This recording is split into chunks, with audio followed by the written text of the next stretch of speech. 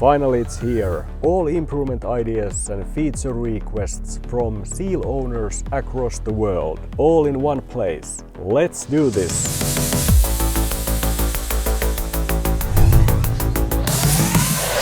The Electric Seal. Alright Sealers, it's 2025 and I think most of you agree when I say that the Seal got a pretty good start last year in the Western markets, in Europe, in Australia, in many other places outside of China. It is simply a great car to drive and experience. It has a lot of functionality, a lot of intelligence. It is very well built up with high quality materials, so on and so on. There is so many things to like about the Seal, but of course there is room for improvement like there is with any other car. There is no such a thing as a perfect car and the Seal ain't one either. But there's a whole bunch of positive things that I could talk about. I could do video after video about positive things. But everybody is of course interested in how things could be still improved further. And actually here on the Electric Seal channel, I've received already, I think, thousands of comments to my videos and thanks for every comment. Please keep them coming. And within those comments, there are some really good ideas from the Seal owners. And they have been a little bit discussed in the comments section and so on. But I was thinking that what would really make sense is to collect all the feedback from the Seal owners and future owners and people who are considering buying the Seal to one place, like one board, where they could be documented, discussed, voted for, to see what are those kind of ideas and requests that have the highest value for users. And of course we have to remember that the Chinese version of the Seal is many steps ahead of the version that is available on other markets outside China. And there might be some hardware related changes and we know for a fact that there is some hardware differences. But I suspect that there is also many things which are due to the software. So thinking about, for example, this driver's instrument cluster, the Chinese version of the Seal has so much more functionality built into this driver's instrument cluster, which of the biggest is, I think, the navigation integration into this, directly into this, and also to the head-up display. And some of these things, maybe not all, but some of these things could be added by software improvements also to the European version and all other markets outside of China. And that's hopefully what we will see in 2025, that BYD will continue, pushing the over-the-air updates, but also focusing on the content of those updates, so that they are updates that will bring the car software closer to the version that they have in China.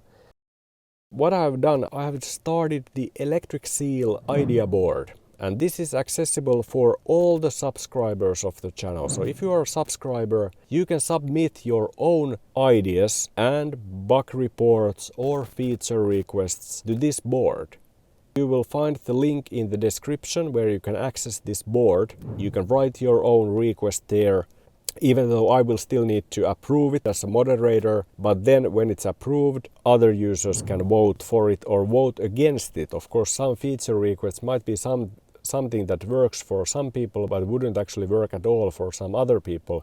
So it's also good to have the downvote capability. And I think this actually could be also a really useful tool for BYD as well. Even though, of course, they have a lot of customer feedback on their own. But I mean, here in this Electric Seal channel, we have a quite large base of Seal owners, future owners, and people who are considering the Seal. And there's a lot of good stuff in the comments. So why not collect these all into one board? And the board itself looks like this. There are 3 columns here: feature requests, bug reports, and then I've also included the done column, because it would be nice to see over time how many of these improvement ideas that are documented on this board will actually end up being added to the car software. And I did include already one there. There is the seat position shortcut, which has been requested also here on this channel for many times during last year. And finally now in version 1.4, actually that's 1.4.0, and I've also included the link here to my video where I review this latest software update. But then let's take a look at the other two columns. So there is the feature requests and bug reports.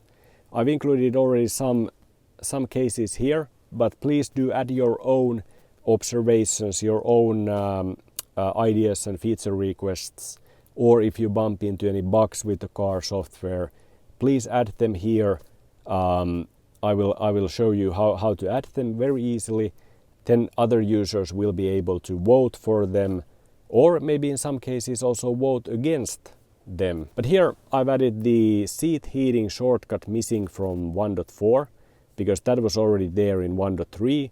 Now they somehow forget it from the 1.4, so I think it should be added back. And I know that some people have been commenting the same thing. Navigation next step onto head-up display or driver's instrument cluster. So this is exactly the thing that I mentioned about the differences versus the Chinese Seal.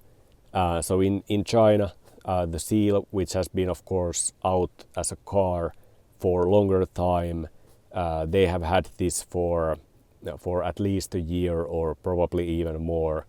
And hopefully this is the one of those things that the BYD can really roll out as OTA updates to bring the Seal that is now available on other markets closer to the one that is available in China.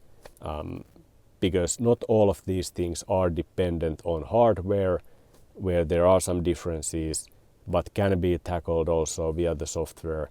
And it just needs that focus and effort from BYD if they are serious about expansion to Western markets. I think this is exactly what they should do. Better consumption reporting is one thing, as I have mentioned in my video about top 3 cons about the Seal. One of the things I highlighted was the insufficient consumption reporting, which I think is actually one of the worst that I have seen in electric cars. And I have driven fully electric since 2019, so I do have some perspective on the topic. So I think there's a lot to improve relatively easily in this area. Sentry mode has been discussed quite a lot earlier, and as we know, a third-party developer has already implemented a Sentry mode that can be installed in Seal, Addo 3, Dolphin, and Han probably as well. So there is really no reason why an official Sentry mode shouldn't be made available by BYD. There of course could be some other concerns and policies that kind of hinder this type of development, but I hope that the customer value and innovation would prevail in that discussion, and a Sentry mode would be brought into the BYD Seal and other BYD vehicles. The pet mode, one of my recent videos focused on the pet mode. I've done this, my version of the kind of static pet mode image that could be already now used through the file manager and set up to the screen so that others outside the car know that the AC is running and the pet is fine. But of course, a really officially supported pet mode app or pet mode setting would make a lot of sense, and hopefully that's one thing that BYD will then bring one day also to the Seal software. But then in the bug reports, there is everybody probably knows this one by now, and that is the famous DC charging bug, where the charging gets interrupted by itself on certain type of DC chargers, especially the Kempower 400 volts, 800 volts stations. The kind of newer Kempower stations seem to be problematic, but it's not only Kempower. There are some other operators as well. So this is a really high priority, I would say. Please give your thumbs up to this and to really kind of underline its importance. I have shown this issue in my video about the charging problems, where this image is taken from, where you see the charging getting interrupted without no reason.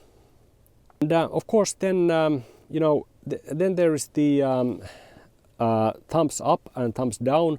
So the voting mechanism, please use this one as well, so that we can get a view here that what are the most kind of popular ideas and requests. So for example, now I like this idea a lot, that the navigation next step would be brought to the HUD, to the head-up display or driver's instrument cluster, and I'll give my thumbs up for this idea.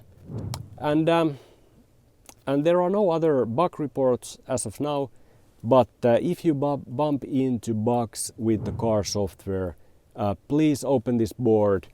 You can save this one, in your browser favorites, like that, and you can always, of course, when you are parked, not when you are driving the car, but when you are parked, you can access this board even directly in the car browser through the screen. But of course, then also on your mobile phone, on your laptop, whatever. So you can go here. So for example, here I'm on my MacBook, and if I want to add a new bug report here, I will go to this big plus icon on the bottom right corner here, and I will click it to open this card description. So my bug is that the blinker sound is not audible when the speed limit warning sound is played. And that description, that title is already pretty much enough. I will just copy paste it to the description. I will put this to bug reports, and I will publish it here. So now we have 2 bugs listed on the bug report section. Of course, the charging bug is far more important than the blinker sound in this specific condition, so I expect this one to receive much more thumbs up than the blinker sound. So please go check this out. You will find the link in the description. Just enter the link to the browser, and you are right here on the idea board. And then just please describe your ideas well, both as a header and then the description text, so that others can also understand what it is all about. And then you can of course include also images and pictures, but that is not required. But if you want to take a photo and include it here, everything is possible. So hopefully you like this idea. Please let me know what you think about it. So that's all for now. Thanks for watching, and until next time.